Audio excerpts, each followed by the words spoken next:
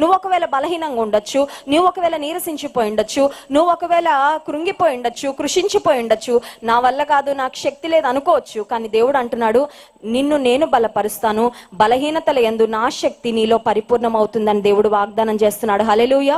ఒకవేళ నువ్వు బలహీనంగా ఉంటే ఈ రాత్రికాల సమయంలో, బహుశా మానసికంగా బలహీనంగా ఉండొచ్చు, శారీరకంగా బలహీనంగా ఉండొచ్చు, ఆత్మీయంగా బలహీనంగా ఉండొచ్చు. అడుగు, ప్రభా నీ బలము నాకు ఇవ్వయ్యా. ఈ రాత్రికాల సమయంలో దైవజనుడు దేవుని వాక్యాన్ని అందిస్తూ ఉండగా, దేవుని మాటలు వింటూ ఉండగా మనకు దేవుడు గొప్ప బలాన్ని అనుగ్రహించబోతున్నాడు. దేవుని మాటలు మన హృదయంలో భద్రపరచుకుంట ద్వారా, దేవుని మాటలు నెమరు వేసుకుంట ద్వారా, దేవుని మాటలను అనుసరించి జీవించడం ద్వారా యెహోవా కొరకు ఎదురు చూచి వారు నూతన బలము పొందుతారు అనే వాగ్దానము దేవుడు మన జ్ఞాపకం చేస్తూ ఉన్నాడు. కనుక జింక కాళ్ల వలె ఎత్తైన స్థలములకు ఆధ్యాత్మికంగా, శారీరకంగా, మీ ప్రొఫెషనల్ లైఫ్లో, మీ ఫ్యామిలీ లైఫ్లో, అలాగే మానసికంగా, ఆత్మీయంగా అన్ని విషయాల్లో దేవుడు మన